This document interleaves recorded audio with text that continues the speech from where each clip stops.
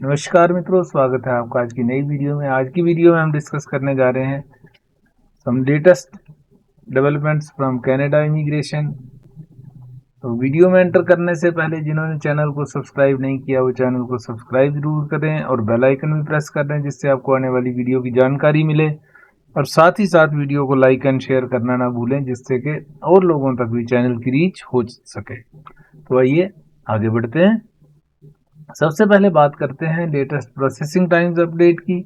तो 16 अप्रैल को ये अपडेट आया है। तो इसमें फर्स्ट कैटेगरी है टेम्परेरी रेजिडेंस और इसमें सब कैटेगरी है विजिटर वीज़ा फ्रॉम इंडिया। तो विजिटर वीज़ा फ्रॉम इंडिया में प्रोसेसिंग टाइम 18 डेज है।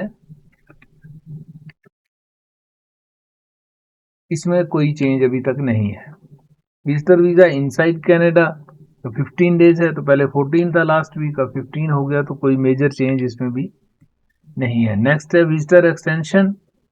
पहले 140 डेज था तो अब 133 डेज हो गया, तो एक वीक का टाइम इसमें कम हो गया।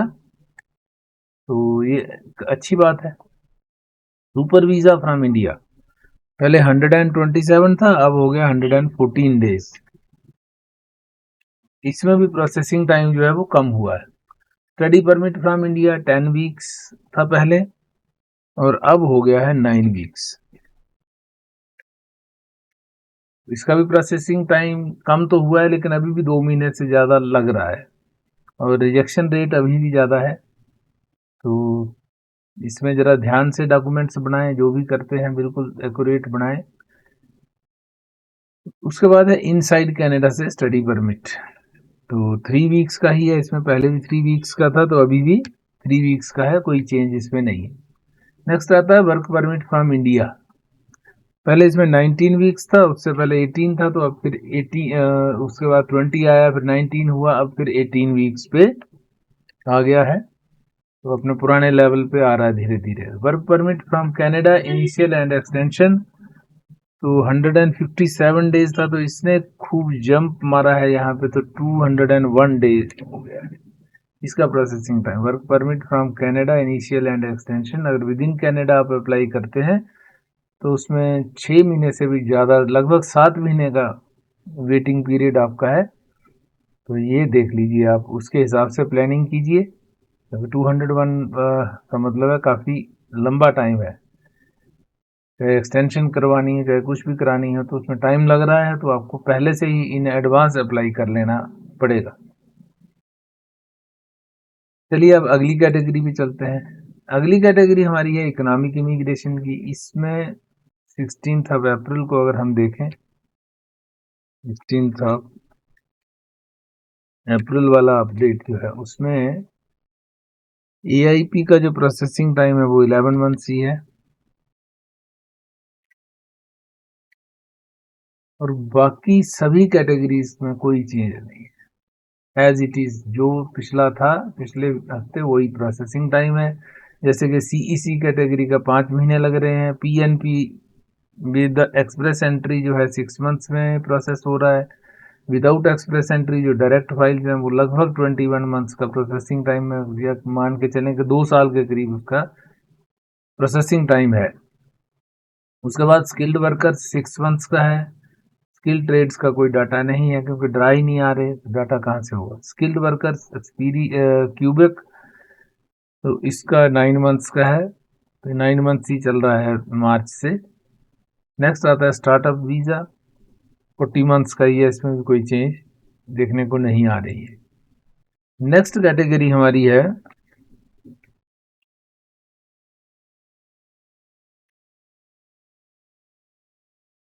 Family sponsorship.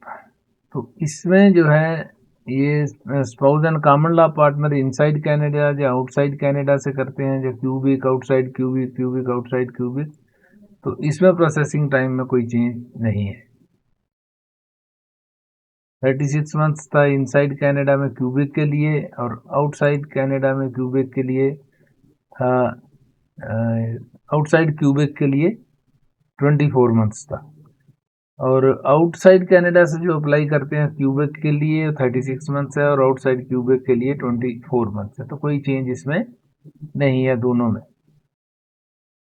Dependent child from India, इसका 9 मंथ्स था पहले, अभी भी 9 मंथ्स है, और from with in Canada 10 months था, तो अभी भी 10 मंथ्स ही है।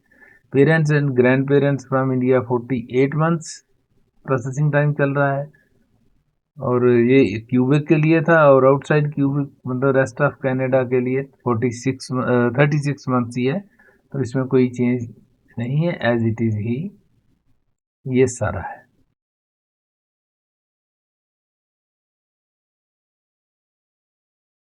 उसके बाद आ जाते हैं पीआर कार्ड रिन्यूअल के लिए। पीआर कार्ड अगर आपने रिन्यूअल के लिए दिया है तो लगभग 9 डेज में आ रहा है, तो 9 10 देखिए, यहाँ 33 डेज था दिसंबर में, फिर 14 हुआ मार्च में, अप्रैल में अब 11 10 और 9 डेज हो रहा है, तो अच्छी बात है, जल्दी लोगों को पीआर कार्ड मिल रहा है।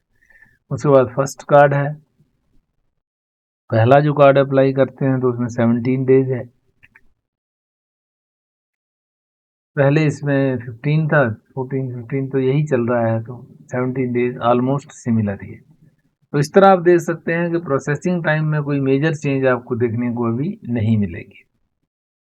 इन दोनों कैटेगरीज में फैमिली स्पॉन्सरशिप और इकोनॉमिक इमिग्रेशन में तो है ही नहीं मेजर चेंज कुछ भी, और इसमें सिर्फ एक जो मेजर चेंज जो देखने को मिल रही है वो इसमें है work permit from Canada initial and extension. इसमें 201 डेज का टाइम हो गया है, पहले 5 महीने का था, अब लगभग 7 महीने का वेटिंग पीरियड इसमें चल रहा है, तो अपना प्लानिंग उसी हिसाब से करिए।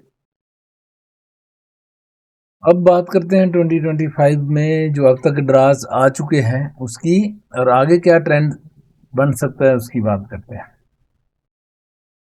तो अब तक अगर आप देखेंगे तो ये ड्राज आए हुए हैं राइट फ्रॉम ड्रा नंबर 331 जो 7th ऑफ जनवरी को स्टार्ट हुआ था 2025, उससे लेके 14th ऑफ अप्रैल तक ड्रा नंबर 342, तो ये ड्राज अब तक आए हैं। तो अब तक 12 ड्राज जो हैं इसमें आ चुके हैं। तो 12 ड्राज में अगर हम देखें कि पीएनपी के कितने आए, सब कैटेगरीज के कितने आए, पहले बात करेंगे कैनेडियन एक्सपीरियंस क्लास की, इसमें 2024 के भी इंक्लूडेड हैं, मगर हम 25 वालों की बात करें तो कैनेडियन एक्सपीरियंस क्लास के जो ड्रा आए हैं अब तक 3 आ चुके हैं, और टोटल कैंडिडेट्स जो इसमें इनवाइट किए गए हैं 9350 है। कट ऑफ स्कोर हमारा रहा है 521 जो लास्ट था। ये बिफोर एलएम में ये पॉइंट्स रिमूवल का पॉइंट था कट ऑफ स्कोर, तो अब तक सिर्फ 3 ही ड्राज जो है 2025 में आए हैं, 332 333 और 335, ये 3 ड्राज इसमें आ चुके हैं। उसके बाद बात करते हैं अगली कैटेगरी हमारी है French language proficiency. French language proficiency में भी 3 ड्रा आए हैं, 6500 4500 7500, तो इसमें टोटल हमारे जो है 18,500 कैंडिडेट्स जो हैं वो इनवाइट हो चुके हैं, और इसका लास्ट जो है वो 379 कट ऑफ स्कोर गया है। तो ये 2 मेन जो कैटेगरीज हैं जो इस साल में इन्होंने कवर की हैं। उसके बाद जनरल का कोई ड्रा नहीं आया है, हेल्थ केयर का कोई नहीं आया है, पीएनपी के रेगुलर आ रहे हैं। पीएनपी के अगर हम ड्राज की बात करें तो पीएनपी के ड्राज आए हैं यहाँ पे, के ड्राज पीएनपी के आ चुके हैं। नंबर ऑफ कैंडिडेट्स इनवाइटेड जो है 3658 है टोटल, और 6 ड्राज इसमें आ चुके हैं अब तक। कट ऑफ स्कोर जो है वो 700 600 भी बीच में गया है, 793 था, फिर 802 हुआ, समझो वो ऑलमोस्ट एक ही है, फिर 750 पे आया, फिर 667 पे गया, फिर 736 पे, और अब लास्ट में जो पॉइंट रिमूवल के बाद भी 764 पे है। खैर पीएनपी का कोई स्कोर का इतना फर्क नहीं पड़ता है, ऑलमोस्ट जो पीएनपी में इंक्लूड हो जाते हैं उनका नंबर उसमें आ ही जाता है। जैसे इस बार की अगर हम बात करें तो यहाँ पे हमारे पास 816 कैंडिडेट्स, ये एक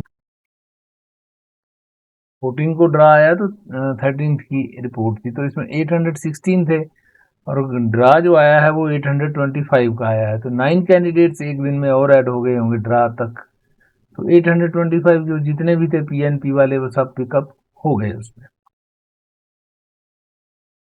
इसका मतलब जो 200 पॉइंट से रिमूव इस कुछ कैंडिडेट्स जैसे इसमें से 600 एंड अब जो 200 पॉइंट्स जिनको मिलते थे वो भी कैंडिडेट्स हुआ करते थे, तो अब वो कैंडिडेट आपको देखने को नहीं मिलेंगे। अबाउट 600 टू 1200 में वो कैंडिडेट्स अब नहीं मिलेंगे, अब जितने होंगे ये सारे के सारे पीएनपी वाले होंगे। तो इस तरह से आपका ये जो सिचुएशन है, ड्राज की सिचुएशन है।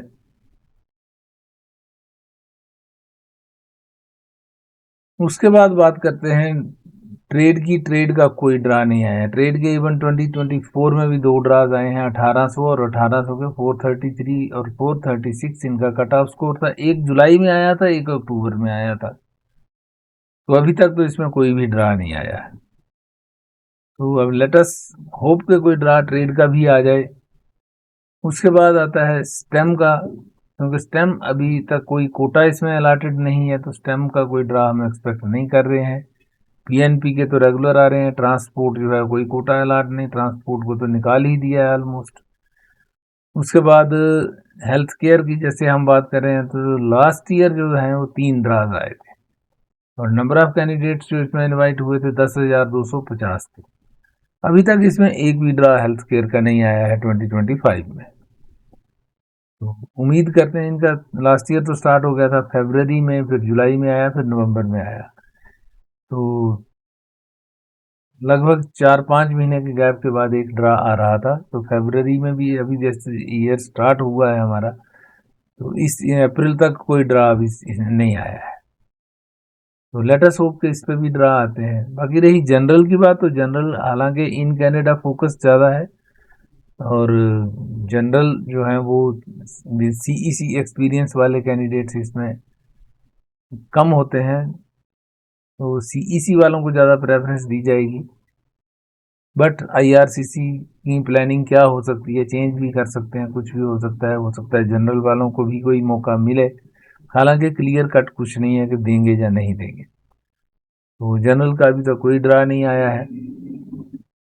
फ्रेंच लैंग्वेज और पीएनपी आ रहे हैं। कैनेडियन एक्सपीरियंस क्लास आपको बता दिया कि 2-3 ड्रा के बाद 2-3 ड्रा के बाद कैनेडियन एक्सपीरियंस क्लास भी रुका हुआ है। तो LMIA पॉइंट्स भी रिमूव हो गए हैं। एक्सपेक्ट कर रहे थे इस वीक में कि 2 ड्राज एटलीस्ट आएंगे, तो सिर्फ एक ही ड्रा आया है, वो भी सिर्फ पीएनपी का। तो लेटेस्ट होप के इस वीक में भी कोई ड्रा आता है। आंसर देखें अब ट्रेड का कुछ होगा या नहीं। अब देखिए उसी पे बात कर लिया मैंने, आपका क्वेश्चन इंक्लूड ही कर दिया है। तो ट्रेड का ड्रा अभी देखिए इस साल तो अभी तक आया नहीं है, तो कभी भी आ सकता है, तो होना तो चाहिए, क्योंकि अभी उसके भी जो ट्रेड के OINP वाले, BCPNP तो खैर उन्होंने बंद ही, कोटा समाप्त खत्म ही हो गया उनका। तो OINP की अब होप है, और साथ में जो है फेडरल की भी जो ट्रेड स्किल ट्रेड का है वो कोई एक आधा ड्रा आने की संभावना तो अभी जून से पहले उम्मीद करते हैं कि कोई ना कोई ड्रा आ जाए। उसके बाद था सर पायलट क्रिटिकल प्रोग्राम भी बंद है या जो फाइल पहले लगी है? जो लगी हुई है उसमें तो कोई बंद होने की कोई अभी तक इन्फॉर्मेशन नहीं है, तो उम्मीद कर सकते हैं कि ये एज इट इज़ चलता रहेगा और जैसे ही आपका नंबर इसमें आ सकता है, तो ये है। बट अबाउट हेल्थ केयर ये तो कल हमने डिस्कस कर दिया था, हेल्थ केयर के बारे में भी डिस्कस कर ही दिया है कि अभी तक कोई ड्रा तो आया नहीं है, लेकिन उम्मीद करते हैं कि कोई ना कोई ड्रा इसमें जल्दी ही आना चाहिए। तो अब हो गया है LMIA पॉइंट्स का जो इनका था मसला वो इन्होंने हल कर दिया है, तो उम्मीद करते हैं शायद इस वीक भी कोई ड्रा की एक्सपेक्टेशन तो रखनी ही चाहिए। Always we should be positivity से ही काम चलता है, तो लेट अस होप के ड्रा आता है। तो आज की वीडियो यहीं तक रखते हैं, मिलते हैं आपसे अगली वीडियो में, तब तक के लिए नमस्कार। एक बार फिर से जिन्होंने चैनल को सब्सक्राइब नहीं किया है जरूर चैनल को सब्सक्राइब करें और बेल आइकन भी प्रेस कर दें और साथ ही साथ वीडियो को लाइक एंड शेयर जरूर करें जिससे कि और लोगों तक भी चैनल की रीच हो सके। तो thanks for watching, have a nice time, see you again in the next video.